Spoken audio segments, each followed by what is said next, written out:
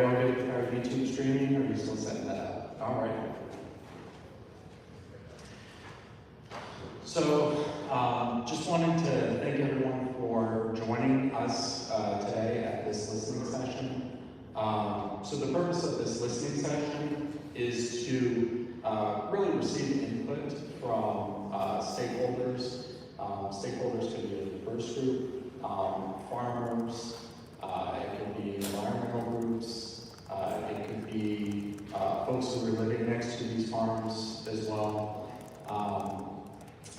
Environmental advocacy organizations, and really we want to receive input from stakeholders really before we start drafting the next iteration of the permit, so that we can make sure that we are taking people's input into consideration when we are drafting that. So I should note that this is not the public participation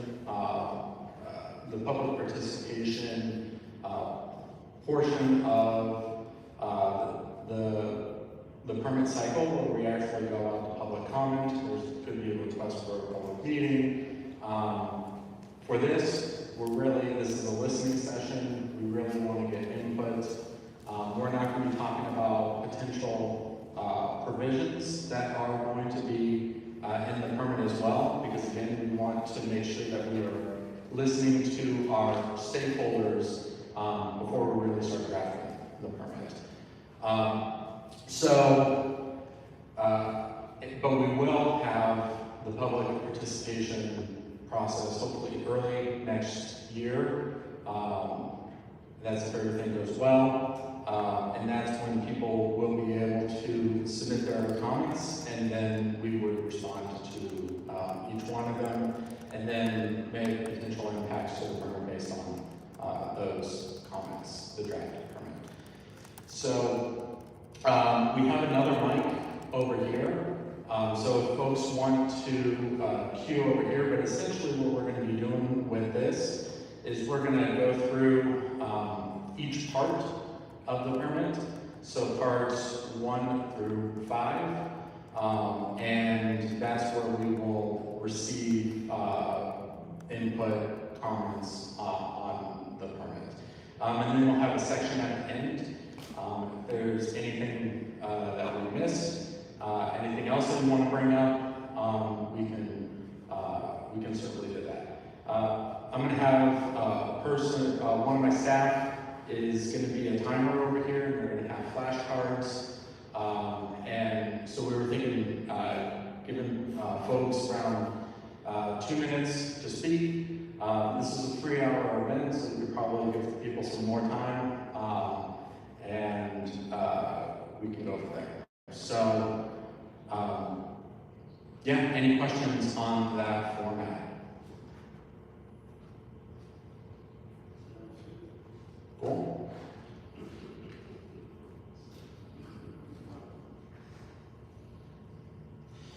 Okay, so the first part of our permit is the applicability and authorized discharges.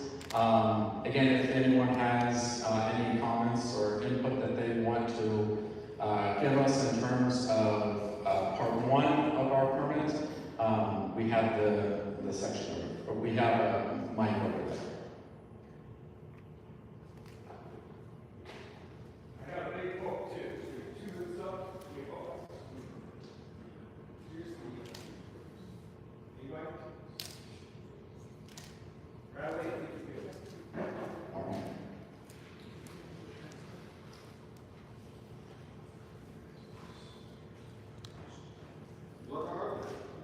what was that? All this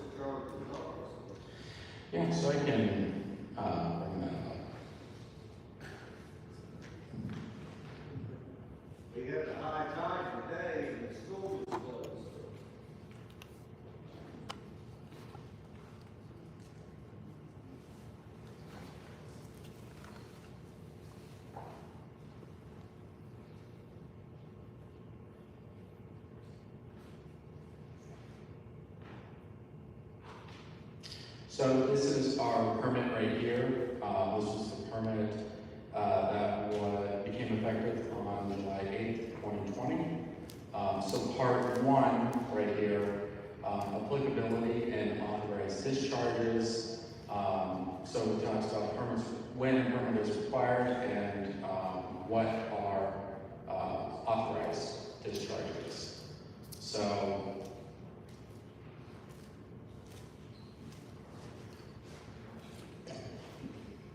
we also talk about in here with what APOs and CAPOs are, when we may designate a small animal feeding operation to be a concentrated animal feeding operation, which the agency hasn't done, but we have the ability to do so. There's talks about Maryland animal feeding operations. Talks about when the EPA can come in and designate an animal feeding operation as a concentrated animal feeding operation. So this is really setting up the foundation of when we would come in and actually require an entity to be regulated. You might jump to page 3 and put up that I might know. It shows what's in this section because there's a different things. Yes. So this section right here, this is, and there's not much that we can do about this because this is in the Code of Federal Regulations. So it has the different animal types that we regulate. So cattle, dairy cow. For the lower shore, it's going to be a lot of poultry operations. Sheep, swine are included in here. And in general, if you are a medium animal feeding operation, or if you are a large animal feeding operation, you're required to register for permit application, essentially. And then we have the ability to designate a small operation as a concentrated animal feeding operation if after an inspection, and we know that there are either newer or animals that are coming in contact with surface water. So it's not an automatic requirement. We still have to do an inspection, and we also have to show that either newer animals are in contact with surface water in that case. So I have 3 or 4 horses. If you have 3 or 4 horses, you would not. But you said it's a small operation. You got it. Right. So in order to be included as in order to be an animal feeding operation, you have to be confining animals, and that's actually the next part. That's in our definitions section. So if you have pasture land and you aren't confining your animals, then you wouldn't be subject to this. So, but if you're confining animals, that gets your foot in the door. If you have the numbers, then that's when you would be required to get a permit. So I have a right to stay with people that board the horses. Say 12, 20. Right. So if they don't have access to the pasture and you're managing their manure, then that could potentially be an animal feeding operation. It doesn't mean that you are a concentrated animal feeding operation and would need to get permit coverage. So right now we are doing routine inspections at the medium and large, and we will respond if there was an issue at a small. We will respond to it on a monthly basis at this point.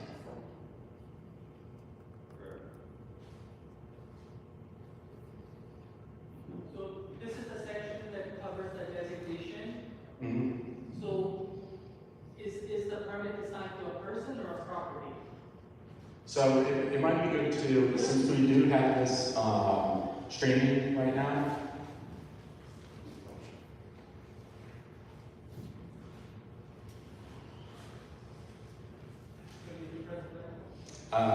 flick it up and that should do it.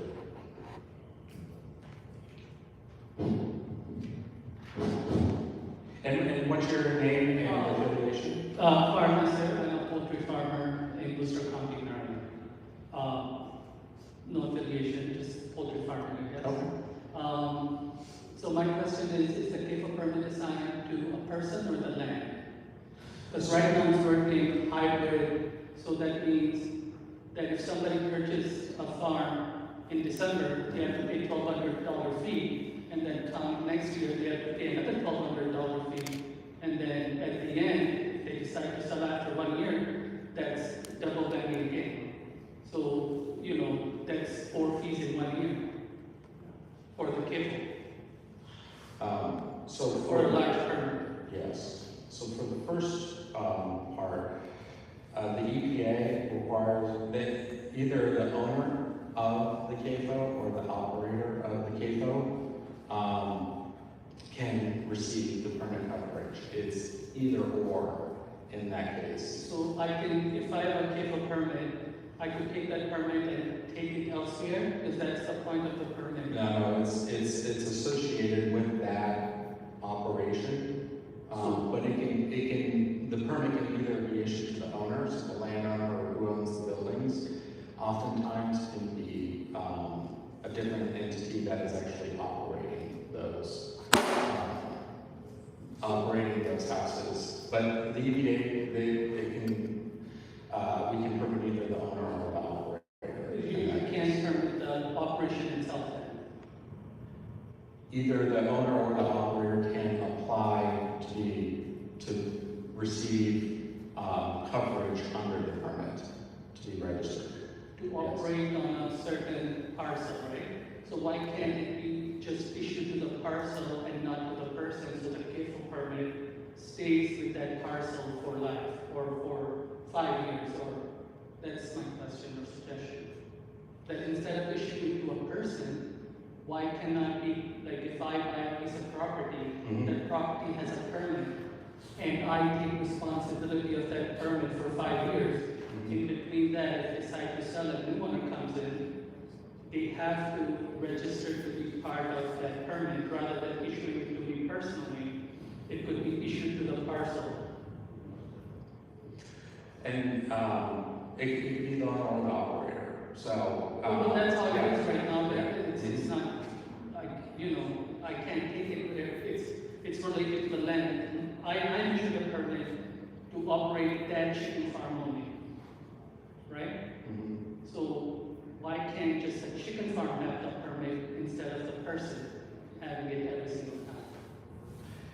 And that might be something that we want to look at the case that you're talking about, but we do have owners who actually own the buildings and the land, and they're the ones that actually have the permit coverage, and they have a third-party operator that's just operating, and it could be another operator that comes in at a later time. We do have, now if you're going to transfer your operation, we have pretty specific requirements that are required by the EPA, and this is actually in the general conditions of the permit, so there's not much that we can do in terms of making adjustments. We have to go back and the EPA approval for that, and so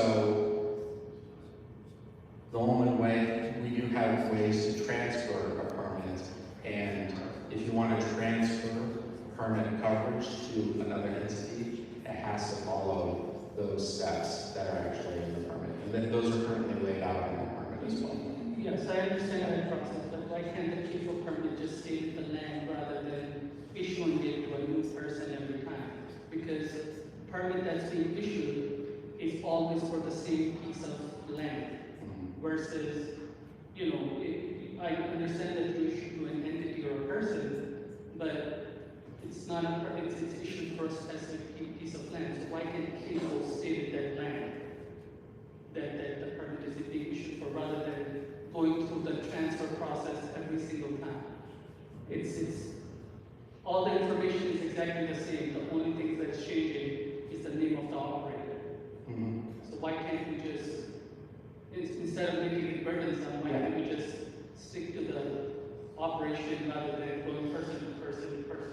Yeah, and that's definitely something that we can take a look at. We're also planning on coming out with a fact sheet on the transfer process as well, to help farmers, the lending operations as well, the integrators to get a better understanding of how to handle the transfer process as well. Yeah. Yeah, thank you.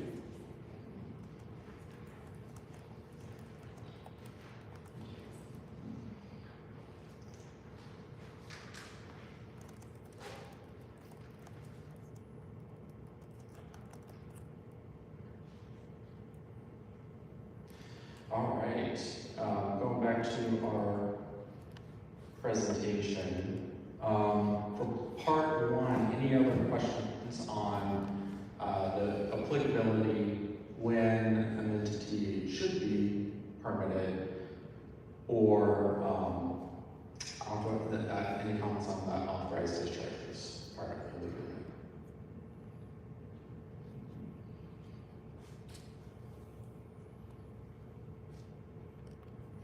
Okay.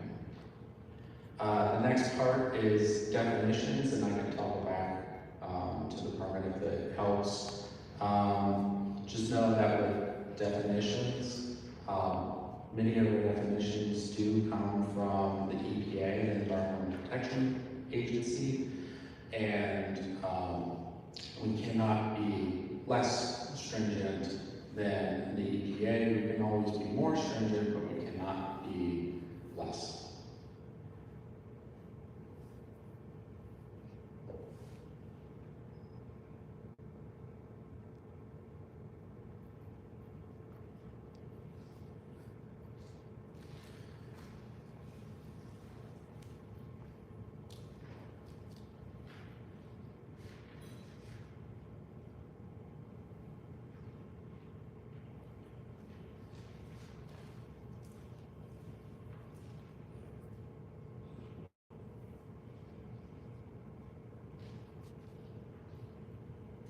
And we did include the current permit in our press release as well.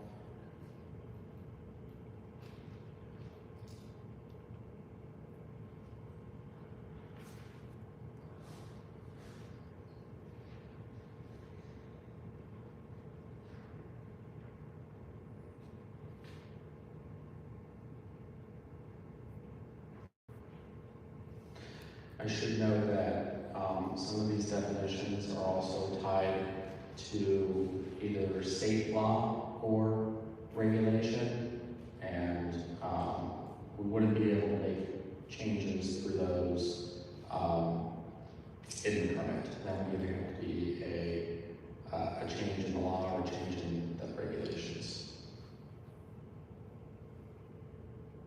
if it's not already tied to the EPA's definition in the Code of Federal Regulations. Can you highlight those? Yeah, so one right here would be the definition of discharge. So in the state of Maryland, we actually have a broader definition for discharge. So it means the addition, introduction, leaking, spilling, or emitting of any pollutant into waters of the state. Waters of the state include surface water and groundwater, which in general the EPA is more focused on surface water for from a Clean Water Act perspective. And then the placing of a pollutant in the location where the pollutant is likely to pollute, so we have the ability to regulate potential discharges as well.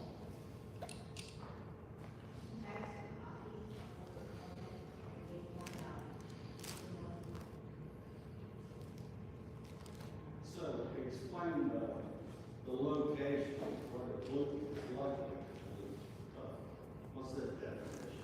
How is that determined? That's subjected to the inspector coming out and seeing something.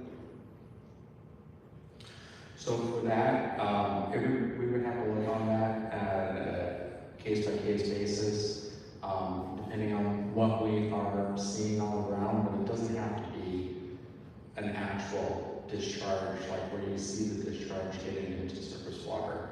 It could be mismanagement of chemicals, it could be that you have holes in your manure storage or poultry houses, or it could be a number of things where you don't actually have a discharge right at that moment, but there's a potential to, and oftentimes it would be related to stormwater events as well. So it's subjected to the inspector. So it would be after an inspection, if there's a likely chance that it would cause pollution, especially if there's a storm event, then that would still be a discharge. Potential discharge. Potential discharge, yes. But since a potential discharge is a discharge in the state of Maryland, it would also be a discharge. Revisit that definition.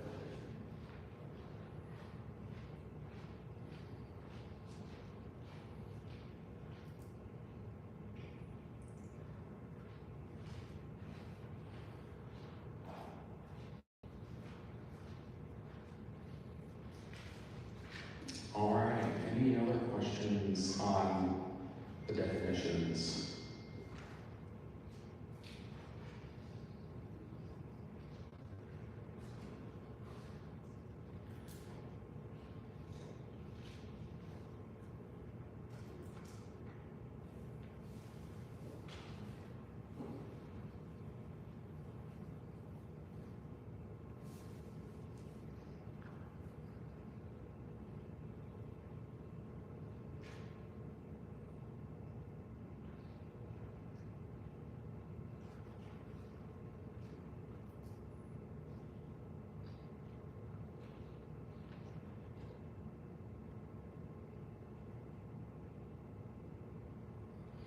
I should also note that this won't be your only opportunity. If you have comments that come to you, we will be having other information sessions.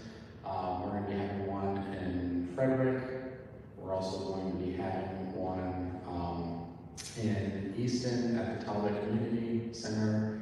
And then if you can't make any of them, we're going to have a listening session that's going to be completely virtual, and we'll provide that link. We'll update that on our website and our social media as well. So there will be more opportunities to provide input before we actually start the public participation process. Are you able to share what changes is MPE considering adding in? So for that, our stakeholders will get an opportunity to comment on what MPE is proposing for the permit, but that is going to happen when we go to public comment for the permit. And again, hopefully that's going to be early next year. But before we actually started drafting the permit, we wanted to make sure that we got stakeholder feedback, whether that's farmers, whether that's environmental groups, folks who live next to these operations as well, to give them a chance to provide input before we start that process, because we feel like it's important to hear from our stakeholders. So there is no draft? So no, right now there is no draft. When we do draft the permit, there's a process in statute that we have to follow, give people enough time to provide comments. We have to respond to each of those comments. There's a public meeting that comes, that's a part of that as well. This is an informal meeting that is before that public participation process.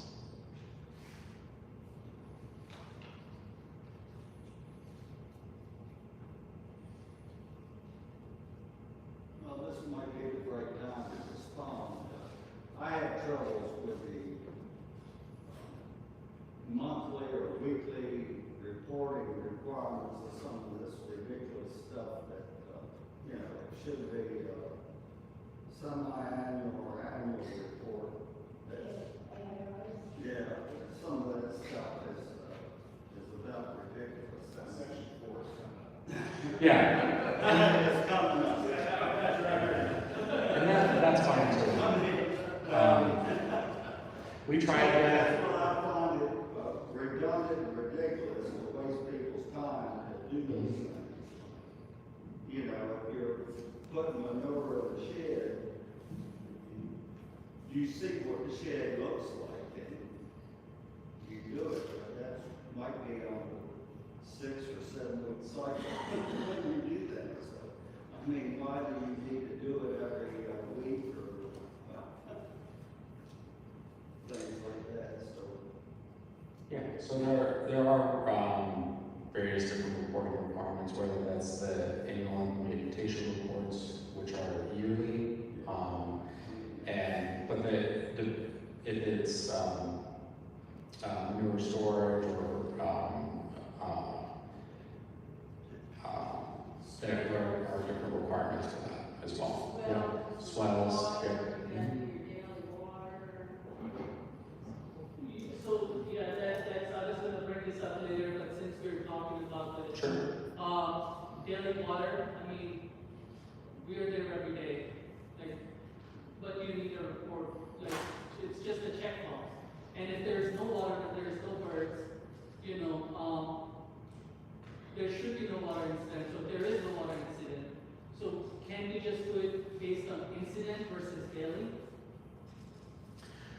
Yeah, so that's something that we can take a look at in the permit when we are drafting the permit. And again, we have this, it might be beneficial to go to the mic too, because we are recording this.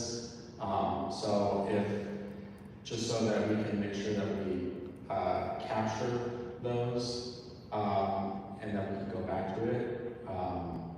We can make sure that your voice is heard and that it's also recorded as well. Yeah. Do you wait for the section, or do you want me to do it now? We can do it now. That's fine. I don't want. Section 3 was boring anyway. I don't want folks to forget about it and then we don't get to it also. And It's hard to forget about it when you do 365 times a year. sure, yeah.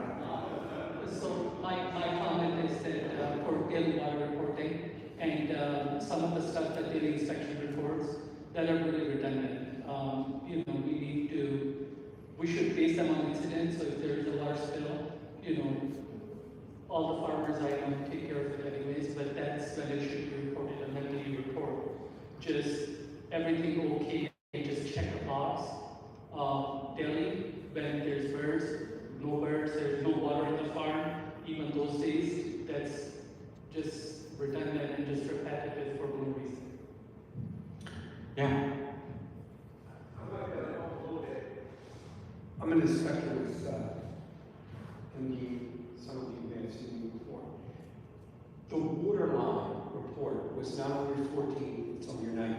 Right. A lot of farmers have complained about that being added in. My understanding is that was not added in by the state of Maryland, but was a requirement by the federal government, the EPA. Then why would you only state with it? Yes.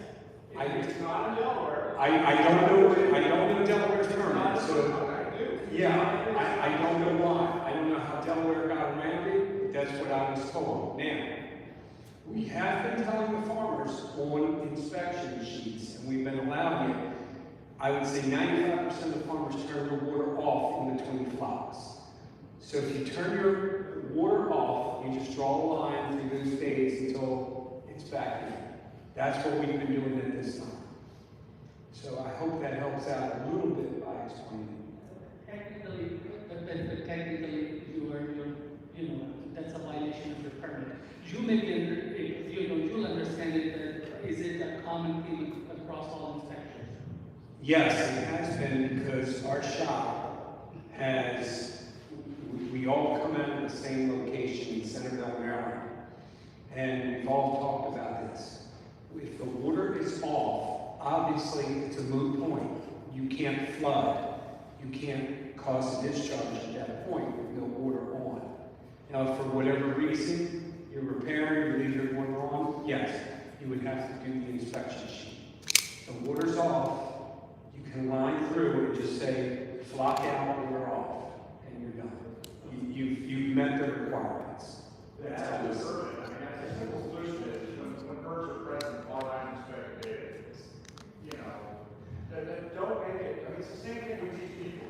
If I say I'm going to inspect every day, I have to do it every day. Why do you permit? You're saying, well, we'll just skip these days. Change your permit to say that. Yeah. Well, we're not skipping the days, it's just, if the water's off, Exactly. So then- make it logical rather than say, we're just going to draw a line for it. Put it in your permit. If the water's off, you don't have to do it. well, that's something that, And that, Because right now, as far as right, you're telling us to put a line through it, but in violation of your permit, because your permit says I have to check it every day. It doesn't say anything about when the water's off. So put it in your permit. okay.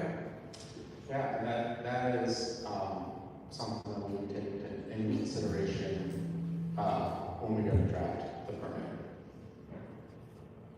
Have things like when birds are present, or when water's on, things like that. Make it easy. Right now, the farmer can't go on vacation, just gotta check his lake water. You need to have things logical so people can meet the standard rather than make it a, ridiculous environment.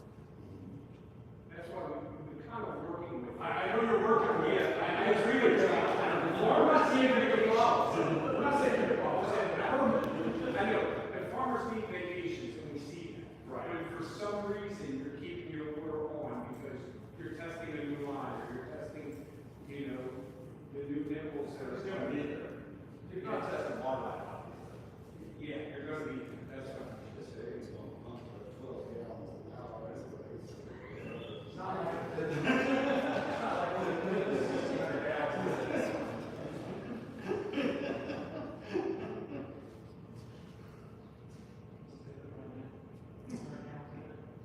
Alrighty.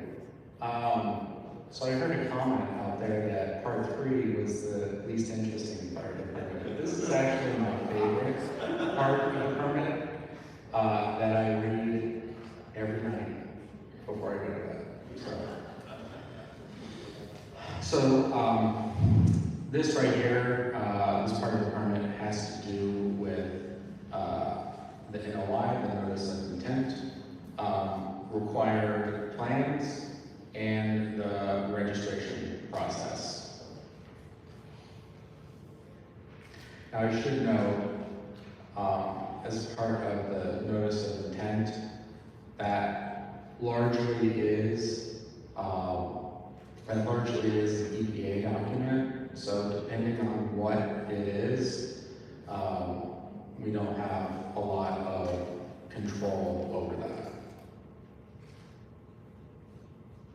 And we would have to get their input on that.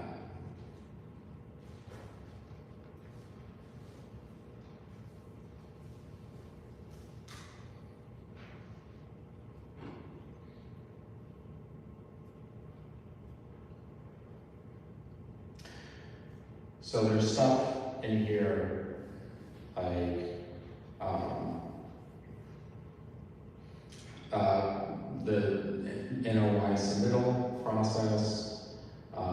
There's provisions in here that talk about if there's a change in ownership or operation, the registration terminates, Now, again, we do have a process to transfer the permit, which is at the back of the permit, that is in the general provisions. And we don't have a lot of, that's also general provision part of the permit is, we would have to get EPA approval, and we generally can be less stringent, in those. We have to do what the EPA is asking us to do in those. Is there a grace period in between when the previous owner terminates or gives their permit back and the new ownership takes over?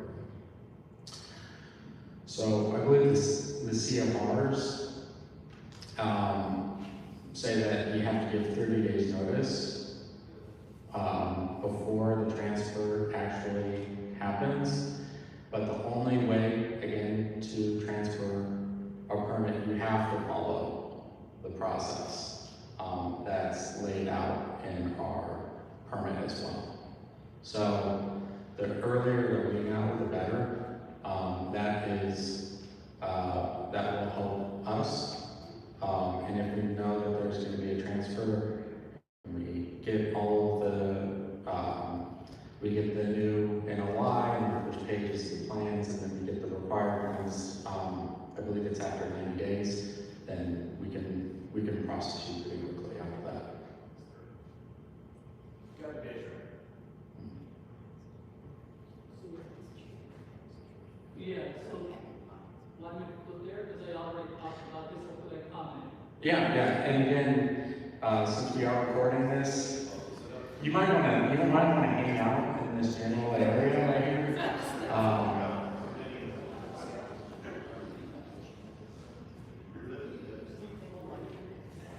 So has the process improved of accepting these applications? I mean, it used to be we get a canceled check and then they say they never received the information, but we had a canceled check. Is that improved in the department? Or is it still going to central receivers? Yeah, so like my friend said, it's a chicken and egg situation, no pun intended, right? So what if we give you a notice 30 days before and sale doesn't go through? And then the new owner owns that permit because both sides are there except they don't have the property now. And that's the reason the permit should stay with the property, not transfer owner to owner. Anybody that's part of that property, it should automatically transfer to them or with a fee. So we also do have a definition of person in the permit as well, and that references the EPA as well. So we would have to look at the situation on a case-by-case basis to see what we can do in that, but You can't get the permit, you can't transfer the permit or even have the intent to transfer the permit until the very closing date, because that's when the new person owns the property. It cannot be done 30 days before that. And after that, technically, if it takes them 2 days, 3 days, 5 days, or 24 hours to get the application to you, in those 24 hours, they're in violation of the permit. And that's as per the people permit. So that's why, I mean, there has to be a situation or some solution to this, because you can't apply for a new permit till you close. And you don't have a new permit, I mean, you don't have anything to operate till you actually have the new table, till you do your NOI, you have to get your NMP again, you have to get your CNMP again, you have to fill up your NOI again, right after closing. So, but you can't do that before, so there's that blank piece of time in there. right. There's also the escrow process where you're letting like your insurance know, and you're letting other folks know that are part of the real estate transaction. So the earlier that we know, we don't necessarily have to process it when you let us know, but to know that it's coming would help us with the actual transfer and to get you through But the you won't be process. able to get NMP or CNMP till you close anyways. Right.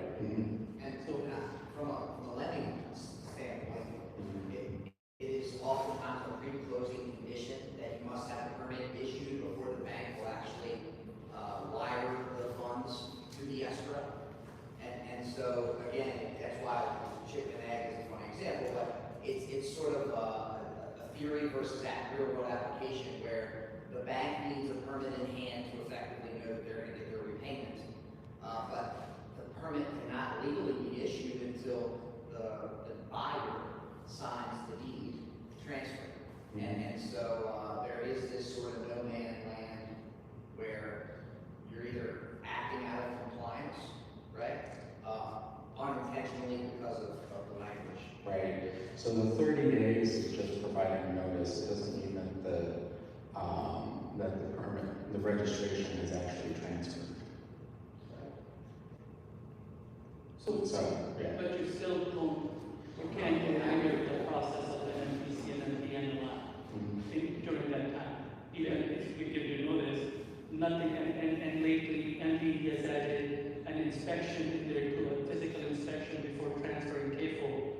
So that's added into those three, so it's a 4-step process now. So there has to be some language or grace period in there that yes, you could operate within this permit as long as you apply all this within certain days or, you know. And I think the challenge is like, if FAR is the owner and I'm the buyer, the bank tells me I have to have a permit prior to closing. You guys can't issue me a permit prior to closing. FAR doesn't discontinue his permit, so he's still legally operating. But the challenge is because of the way it's written, in order for the bank to fund the loan, they have to fundamentally go against their pre-closing requirements, and they're doing it based on good faith. And similar to John's point earlier, rather than do it based on good faith, is there a way to just adjust the language to reflect the real world application of that transfer versus the intended application of that transfer, right? So we know how it gets done, and we all kind of work in good faith, but by the letter of the law, the bank's not doing what it's supposed to, and the owner, unless they click send at 7, they wasn't doing what they're supposed to. So that's definitely something we can take into consideration for the next permit. The transfer process is in the general provisions part of the permit, so there's less flexibility that we as the state actually have in making changes to that. But we went out to Ocean City to do a presentation. I've been wanting to do a presentation at Farm Credit. And we talked about this at the DZA meetings as well. So we've been trying to get out and let folks know about what is required in the current transfer process. But yes, I mean, it's, yeah, those are definitely things that we can take into consideration when we are drafting the permit. Hey, Brandon. So I wasn't going to say anything. So I'm Dave Mister with Maryland Department of Agriculture, and my staff does a lot with CNMPs and NMPs. So I kind of I'm hoping I can help clear up some of this. Or I think the question is the concern about what happens after the sale of the property. I think, Bradley, if you could explain, in other words, in I think it's in the transfer section of the permit, when the new buyer buys that property, they're signing a notice of intent. They're signing the existing CNP, and they're signing the existing nutrient management plan. And they're submitting all that information to your shop, Bradley. And what they're doing is they're saying that they're going to comply with the previous CNP, nutrient management plan, until they get their own. So it's really just a way to bridge the gap, and then 90 days later is when we get the actual plans. Wait a minute, Farr, let me just say this. You had mentioned the grace period. So once that takes place, there's a 90-day window to get everything in the new owner's name. So that's the new updated CNP, the new nutrient management plan. And that gets turned into MDE to then get registered, get the thing completed. So there is I guess, I don't want to call it a grace period, but there's a window of 90 days to get all the paperwork up to date. And Dave's group actually helps folks through the transfer process. We're seeing a ton of transfers right now. So his team's getting really good at them. And we appreciate the help from NDA helping folks through that process as well. Because we know it's, yeah.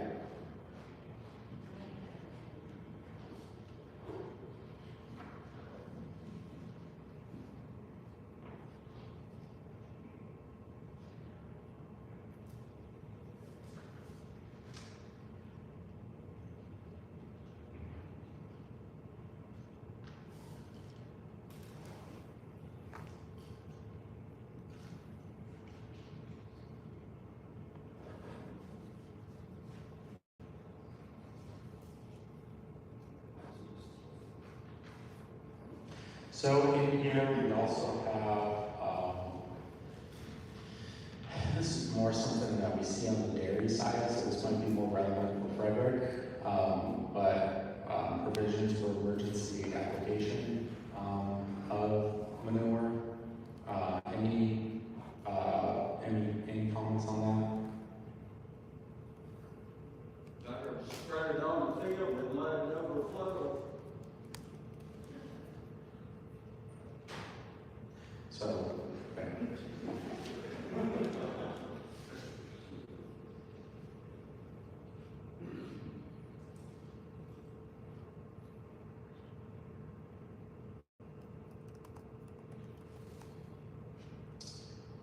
All right.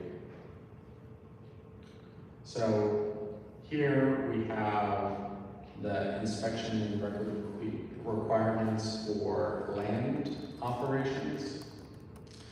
So in here, it talks about what you need to maintain records for, the frequency for that. So some of them aren't weekly or daily. It could be at each occurrence or as necessary. This is where we show who it would apply for, whether it's applicable to liquid or dry manure handling, or both. I know we got some initial comments on the record keeping requirements. Do we have any other comments from folks on that?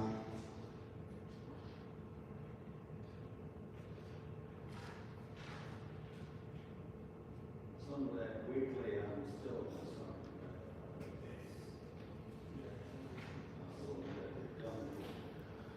People are seeing it. So the comment is to take a look at potentially changing the weekly ones. I say semi-annual, well, maybe monthly. Yeah, so and the purpose of this is really to hear from stakeholders, from farmers who have to comply with the permit. We definitely want to hear from those folks in this process. My understanding on the waste storage, this weekly inspection, the explanation I was given a long time ago was that sort of came through because of liquid manure storage systems.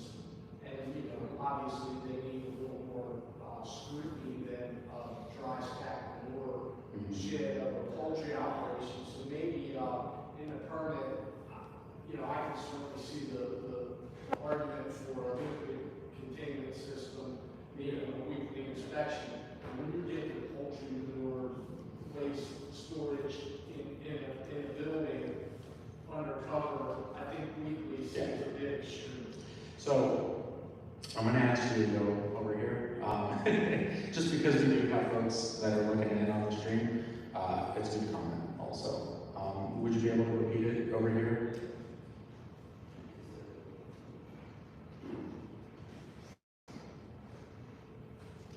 And if you can give your name, affiliation. Yes, I'm Tat Keen. I run an independent consulting business. I do some CNNP work associated with CAFOs.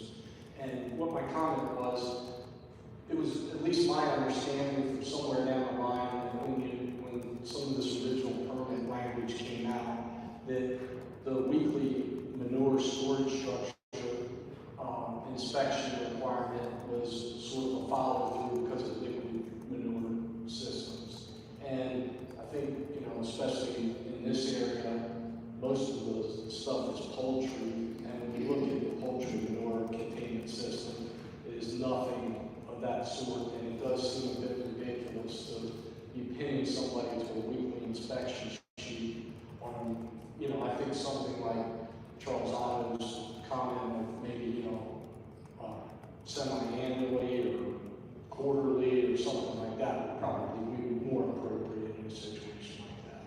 Yeah, and in here, this last column, it talks about whether it applies to liquid or dry manure or both, because how you manage those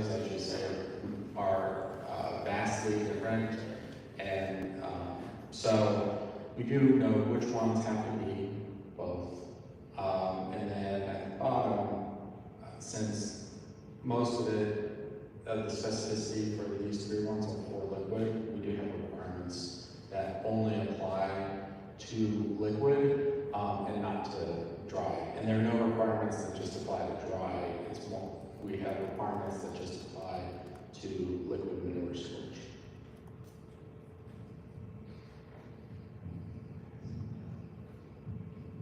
We should have set up the group of chairs around over there.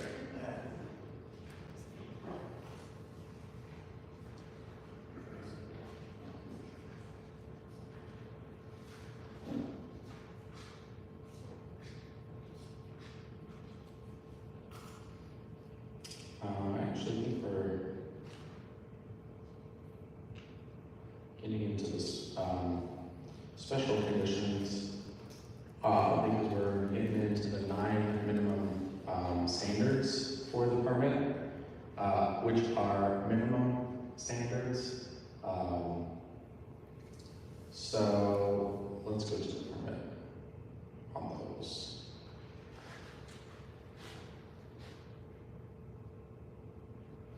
Okay, we can go through each one of these also. To ensure adequate storage or capacity. And this has to do with animal waste right here. Any additional comments outside of the ones that we already heard on that? Are there different, again, considerations for poultry storage as compared to whether you have a dairy or cattle operation?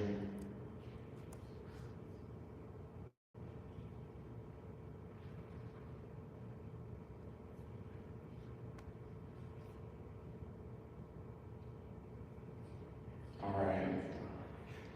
The next one is to ensure proper management of mortalities. So this is animal mortalities. For some of the folks who don't necessarily deal with this every day, to prevent a discharge of pollutants into waters of the state.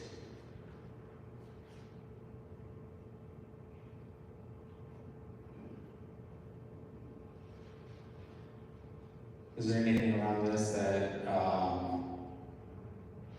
maybe needs to be clarified or someone wants to comment on?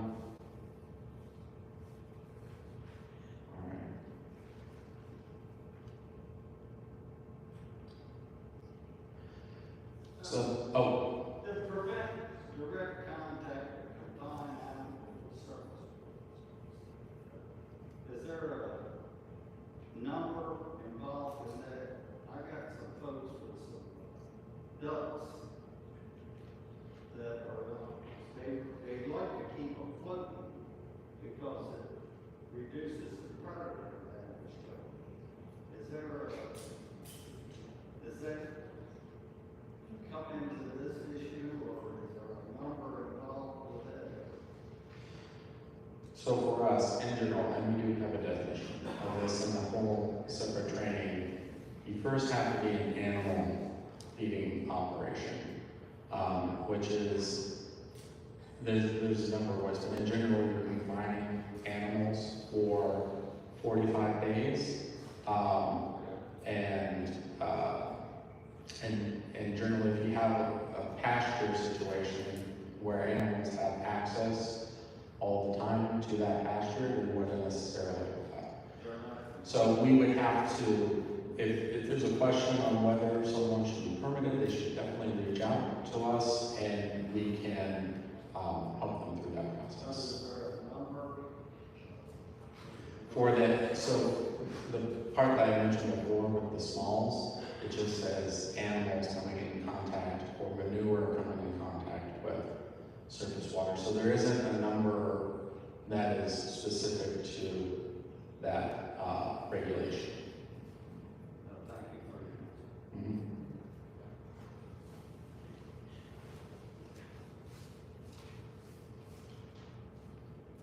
All right, the next part is divert clean water as appropriate from the production area to keep it separate from processed wastewater.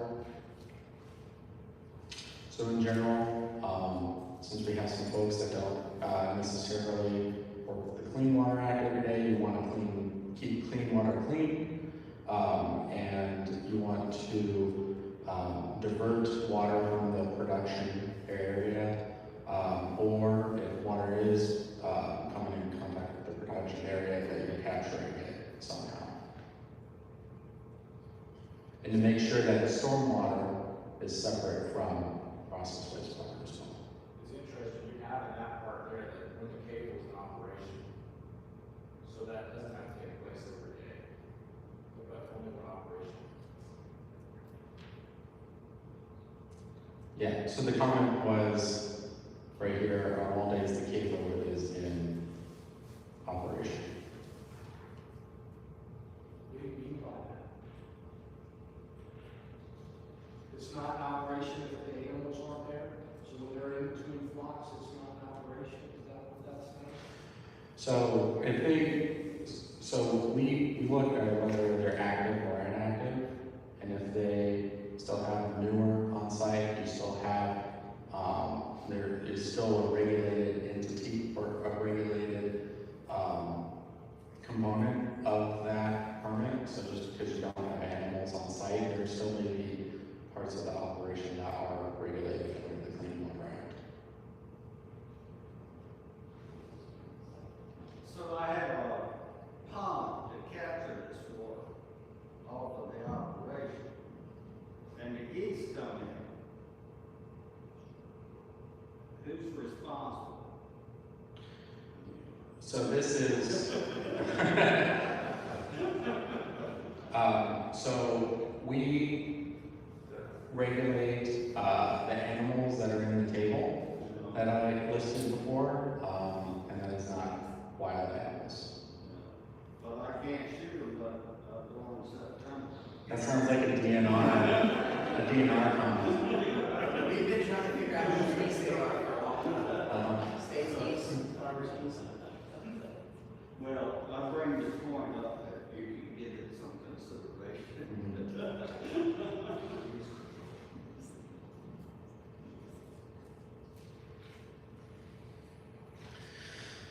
So the next item is preventing direct contact of confined animals with surface waters of the state. So if you are going to be regulated, you have to have fencing, you have to prevent animals from coming in contact with surface water. Any questions on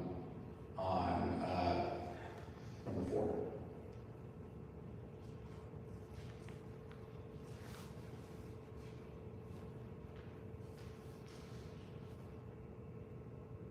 Okay. Next item is chemical handling.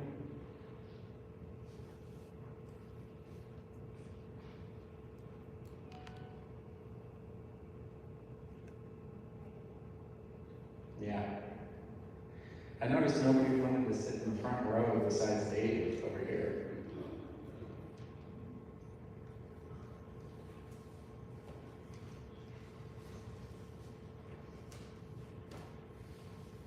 So what's the definition of chemicals? So chemicals can be fuel, fertilizers, stuff like that. This is, we have a whole stormwater section, so that when we look at that, we really look at what our stormwater group is doing in terms, they call them SWIPs, in stormwater management plans, so that we would align with that. So, aluminum sulfate on poultry litter, keep the ammonia down, is that a chemical process? So if it's, yeah, then that would, you need secondary containment, you need to manage the, Well, it wouldn't go Yeah. out except the dry litter. right, but there's, a part of this is preventing spills also, and spills can sometimes happen too, so it's really to prevent that from happening. All right.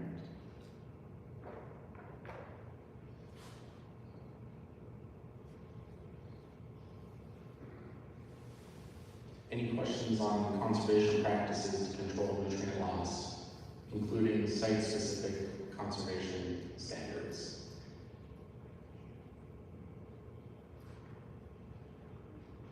And again, since we do have online audience over here, folks can make their comments over there.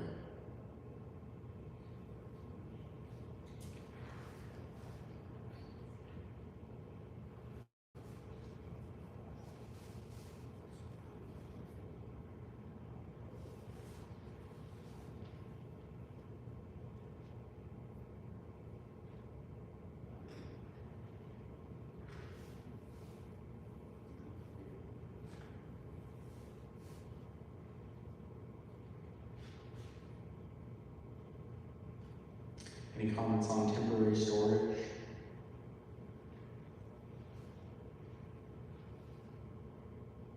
No changes planned for that, I hope. So right now we're taking feedback, and the feedback was there was a hope that there are no changes to this section. So again, That's very important whenever we pass these jobs. Yeah. We have to deal with store there in case we do business. right. So we would take that into consideration.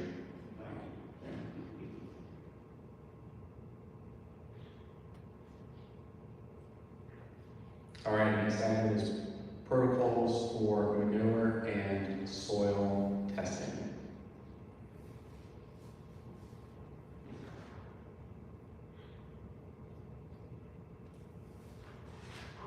Yeah.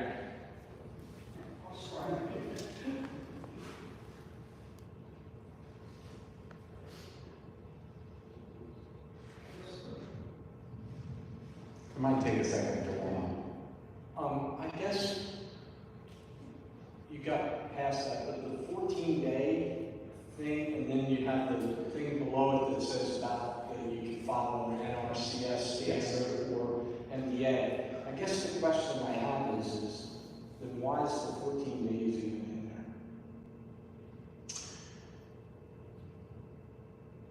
It should just be taken out, and you just follow an NRCS standard or MDA. Yeah, so farmers have a choice on that. It's a either or, provides flexibility. Yeah, I guess I just don't see the purpose in 14 days if you can follow MDA guidance or NRCS guidance. Mhm.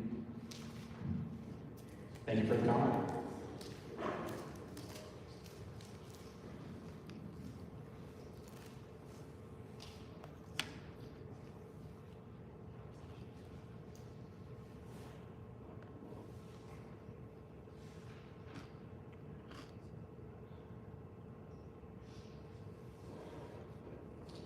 Alrighty, protocols for manure and soil testing. So a lot of this is actually going to reflect back to NDA requirements. And we are incorporating them by reference right here.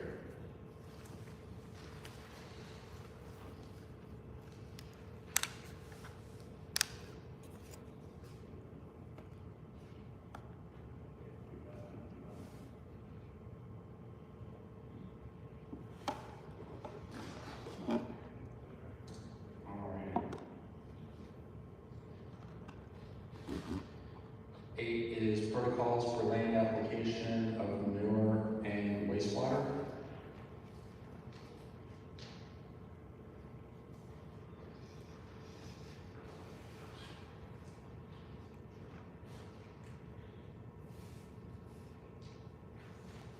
This is where we're talking a lot about setback requirements when you are land applying manure and wastewater.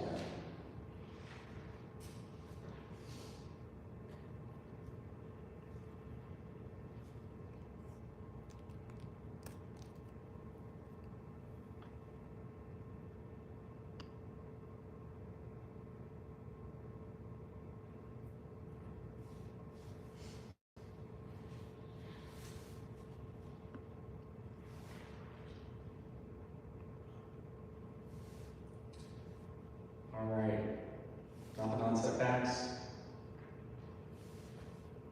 Okay. Next part is record keeping.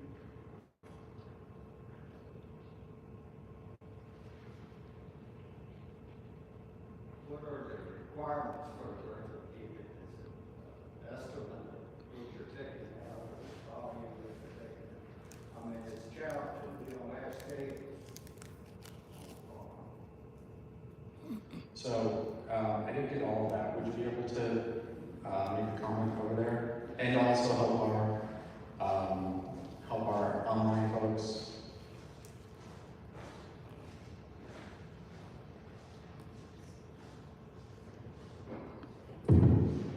And name. I'm just concerned about record keeping. I mean, we can estimate what we take out based on the cubic foot or whatever that we remove during our crusting or even a whole house cleanout, but we don't have scales on the farm.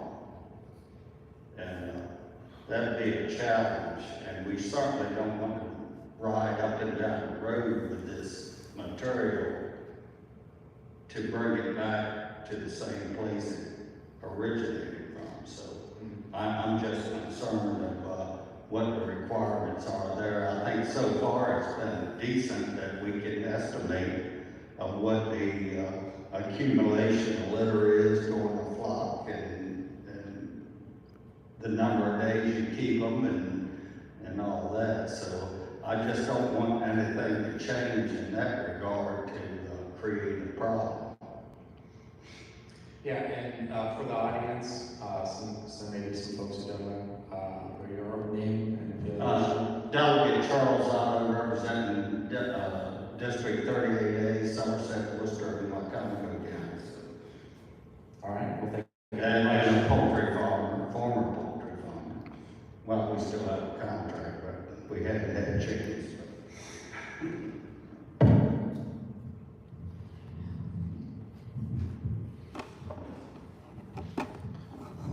All right, any other, sounds like I'm getting some feedback.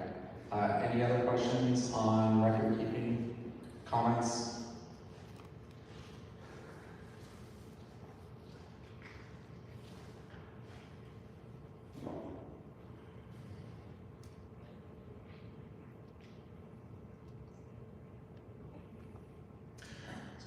So the next part is additional requirements for operations, land applying and process wastewater. So this is specific to process wastewater, it's not dry manure.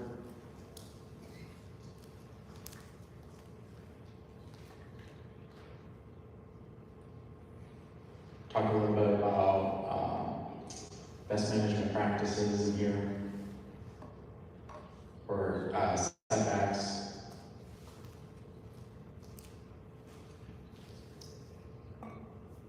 Any questions on that, comments?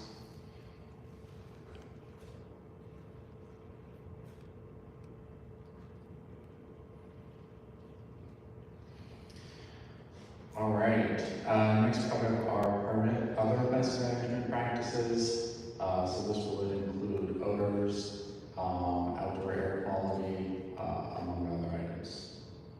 Yeah, and if I can ask you to move over there.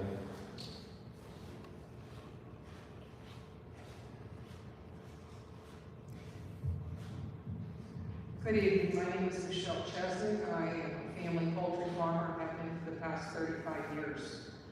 My only confusion is this is not an air permit, this is a water permit. And I think odor is kind of subjective. All animals have some odor, including poultry. Most of us work very hard to control odor that leaves the poultry houses, and I just think that's something that really should not be a part of the permit. It's not an air permit. Yeah, and so for odor, if we get a complaint on that, we'll actually work with NDA on that, and thank you for your comment. You're welcome.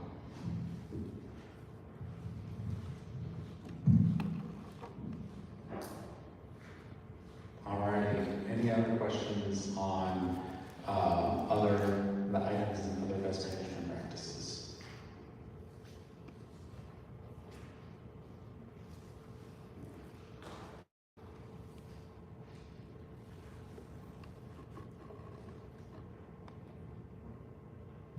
Just for clarification on the odor thing, and I agree about it being an air issue, not a water issue. But just so that I understand, right now, could somebody be in violation of their permit for an odor issue? So for this, we're looking at persistent odors, and if it gets fixed quickly, it's fine. If it's not, then they follow up with the farmer on that. We would work with NDA, specifically the nutrient management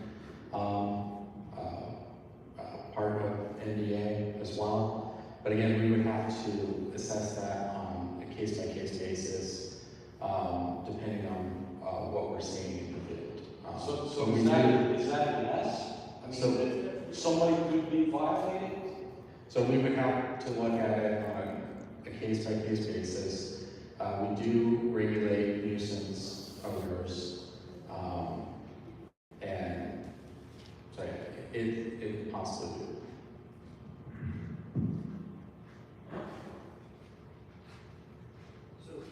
So even persistent odors associated with the operation which is not in violation of the permit otherwise, even if the odors are persistent, that's protected under the right to farm in the state of Maryland, correct? Yeah, so we work with NDA on that, and I don't want to speak for NDA, and Hans just came in, so maybe I'll hand him. So, but NDA, I think they have a general 48-hour timeframe when we're looking at odors, and so, but I didn't think Hans knew that he was going to be speaking tonight. He sent me up here, so.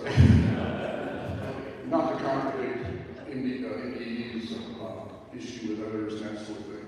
Most of the odor issues that we get, it's not so much the odor itself, it's the source of the odor. So if we have a neighbor call and we have chickens improperly being composted, and they're basically rotting instead of being composted correctly, it can cause a significant odor. Those are the kinds of things that we're looking at to correct. Other things that we've had issues with related to air, I know Ms. Chesnick, you were talking about air, but we've had a few situations where we've had discharge for feathers and things like that, a lot of dust. Unfortunately, the properties sometimes are old, been there a long time, the house gets built next door, so we've had houses that are been impacted by that. So those are the kinds of things that we deal with on the odor side. I don't have nutrient management as far as odors are concerned, but the poultry manure, poultry manure is, right? And you can elaborate more maybe on what your agency sees with odor, but We generally don't see persistent odors, and I should note that our air quality program has for many years now had some air monitors in multiple locations on the eastern shore. And those are online, and you can take a look at any time on what the ambient air quality in that area is. And Dave, that was my point, which was as long as you're not in violation of any other conditions of the permit, you're properly composting, you're doing what you're supposed to, there can sometimes be persistent odors, right, associated with production. Would that have anything to do with the time of the year, the movement of the flock, any of those things, right? So, my question was, if you're not found to be in violation of any of those DMPs, and there's persistent odor, you would in theory be protected by right from anyway, because you're doing what you're supposed to. I'm not going to interpret what NDE finds to be violations. He said good purpose. Well, that's- If he turns it over to us, we're going to look at what's the source of that problem. Yeah. Where's it coming from? To see if we can identify that, so.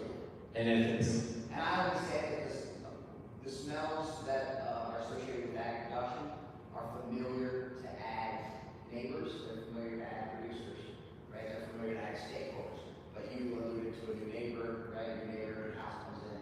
That smell may be new to them and they feel persistent, but that could just be a regularly recurring smell. I mean, I've been doing this a long time, and I think over the years that I've been involved in this, I think things have changed a lot as far as how farms are managed.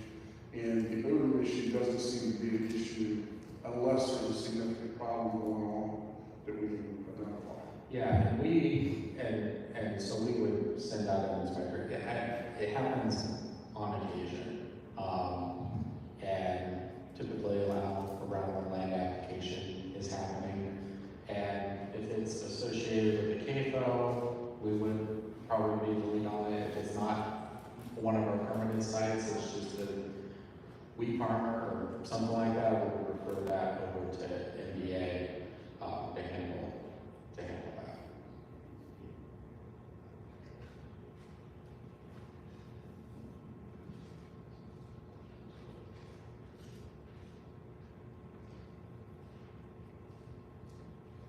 All right.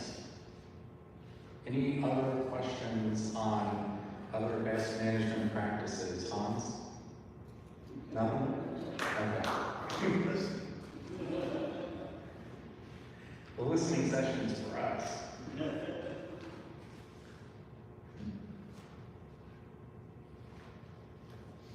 All right. Hearing none. New and modified operations.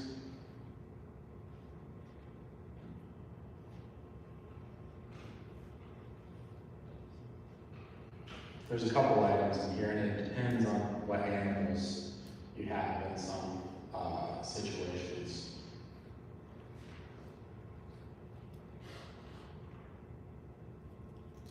So for example, if you were a news source, we have news source performance design criteria for poultry operations, which we would,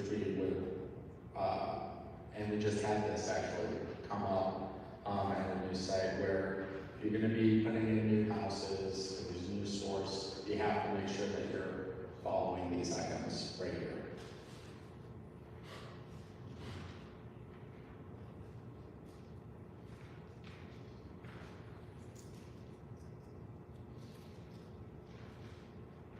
All right, any questions, comments?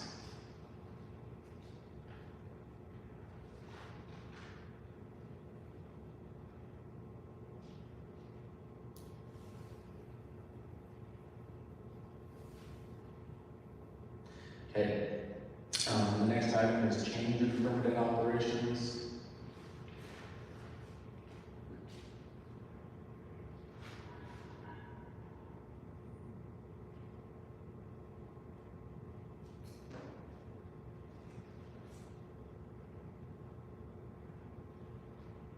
So this talks about changing ownership or control, talks about changing animal numbers.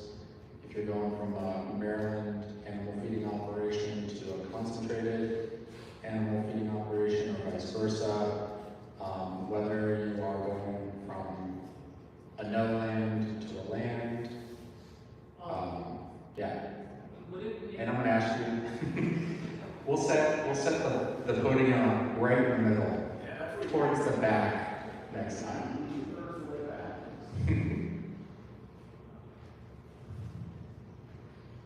So my comment is that I've not been farming for that long, just 11 years. There's not much that's changed on my no-land CAFO permit.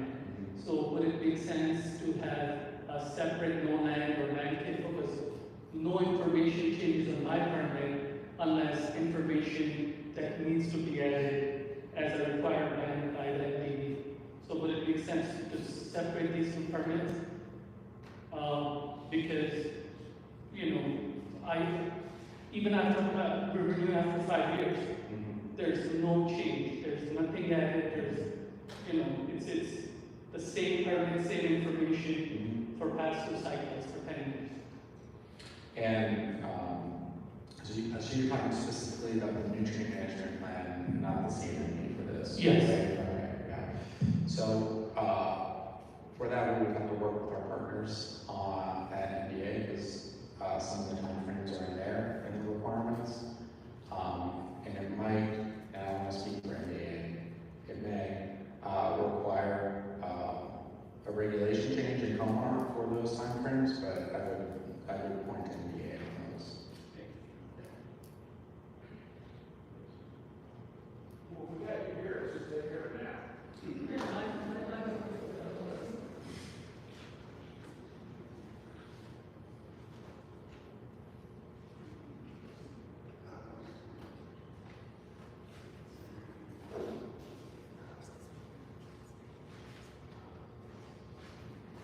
Put me on the spot.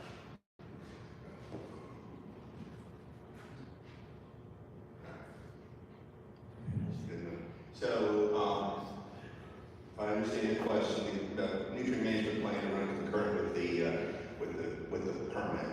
And we have had a number of conversations with NDE on making that possible. It will take a regulation change, and so we are looking at, working through that process. So when we go through the regulatory change, we have to send those regs over to AELR, they'll have to get approved, we have to go through that process. So it is on our radar. I think it would make things a lot simpler, particularly for operations, if the nutrient management plan would run for the length of the permit.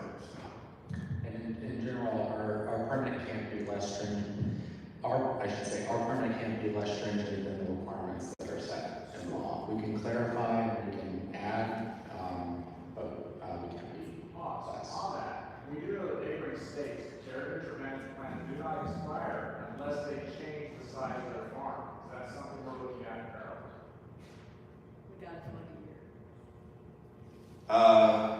For example, next door, I have a nutrient management plan. Unless I change by 10%, my nutrient management plan is going free. We tried that too. We haven't gone that far. We haven't thought about that. But there's a lot of things that go on in neighboring states that, we have more regulations. We live in a regulatory state, so a lot of political pressure. So at this point, no, we haven't gone that far. I just, because like Far said, 11 years, nothing's changed. Why are we going out and going through all the rigmarole, going through it again and again? No, I understand. Just a question, we're gonna do it, let's do it right. At this point right now, what we're looking at is making for a no-land CAFO, is making the length of a nutrient management plan go through the length of the permit. That's a good start. Yeah. That's a good start. All right. Turning it back over to NDE.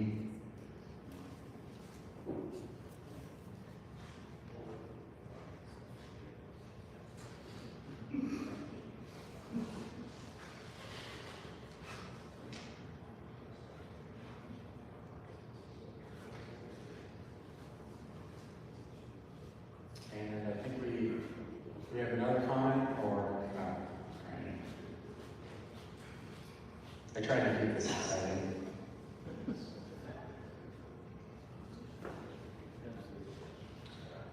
Any other questions? This also talks about documentation about anticipated changes as well. Changing from concentrated animal feeding operation to Maryland animal feeding operation. Any questions on that?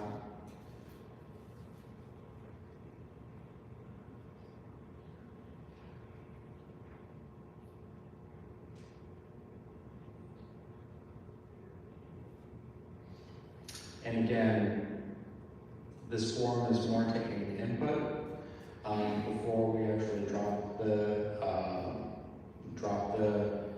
drafted permit. So folks, once we do come out with the drafted permit, we'll have an opportunity to provide as many comments as you want on that, and we will respond to each one of those. Is there a time frame on that?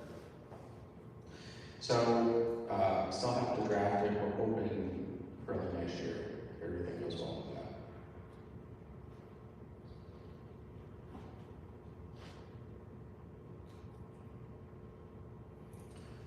Water quality protection.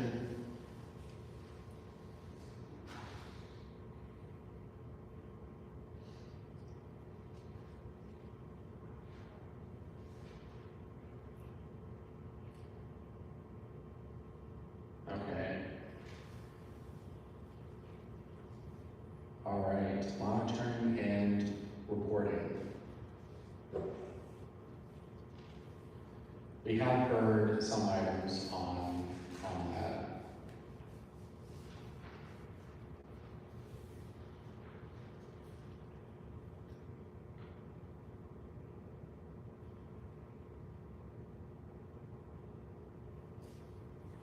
And again, these reference back to the 40 CFRs right here. So we would have to make sure that we are adhering with those requirements.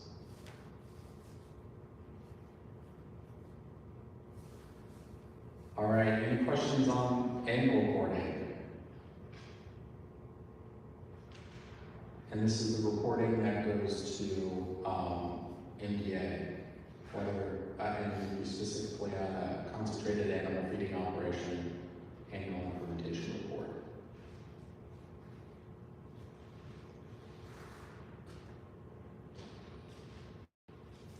And again, some of these are NDA requirements. Some of these are requirements from the EPA, because we also have reporting obligations to the EPA as well on these items.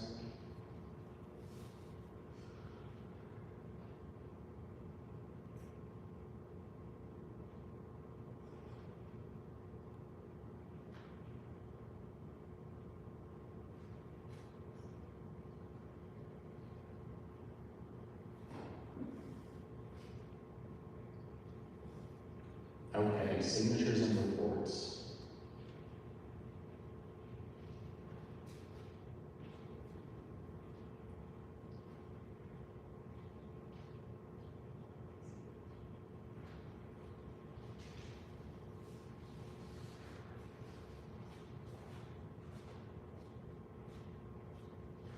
Anything for signatures or reports, or are we good to move on?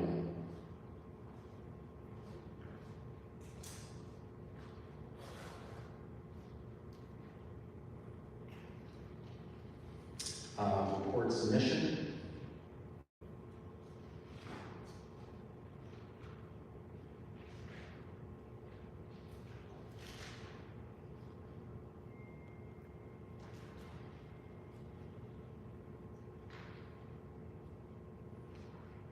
Non-compliance notification.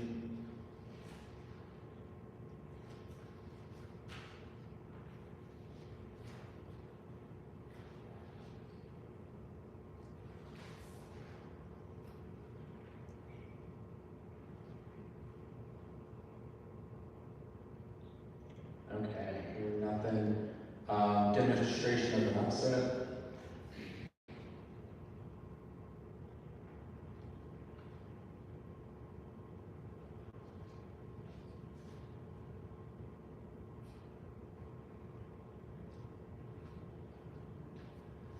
These are actually,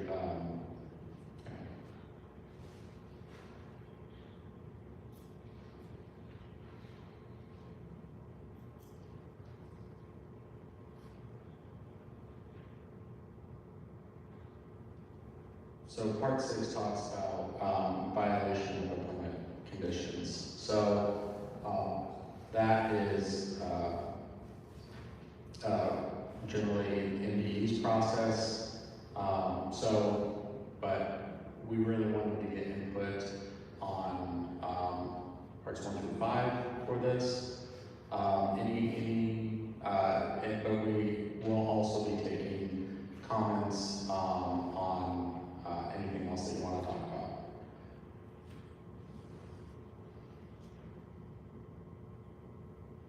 All right.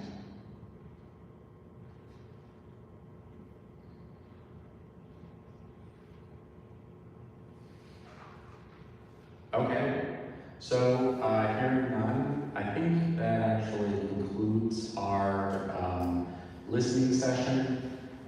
We will be having 3 other, oh wait, yes, yeah, go ahead.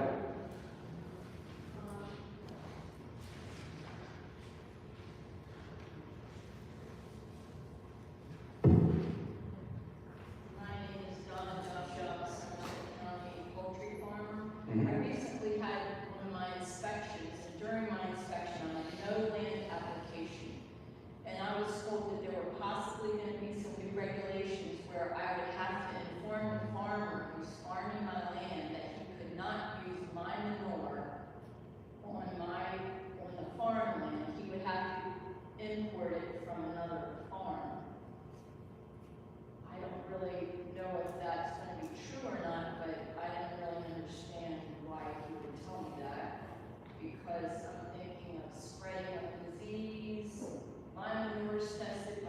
leave, I send it out, he tests mine, and my ground's tested, he has a nutrient management plan. So, have you heard anything about the change? I don't really, because now you're transporting my manure out, so it has to go down the road, chance of flipping off the truck, when it could just stay right in the same place.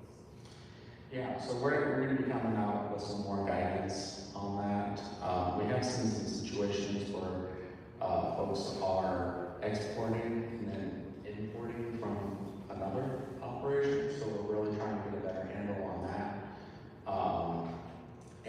But we're definitely be coming out with some more guidance, on that in particular, on when, an operation should be a land operation or a no land operation.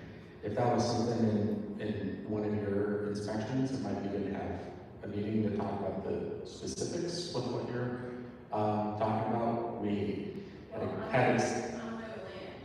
I don't farm. I just take care of the chickens. So I lease my land out to a farmer who uses my manure for the crops when he can, according to his. right, and with the law, it's with the land application area, it's very specific on whether the CAFO owner or operator, it could be either or, has control of that land. And we had extensive conversations with the EPA on what exactly control means, and we're gonna be rolling out with some guidance on that as well.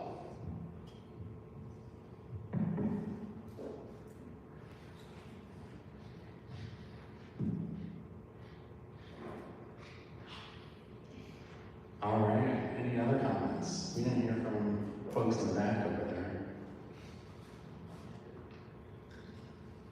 They talk for us.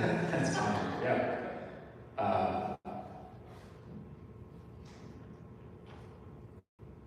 Cool.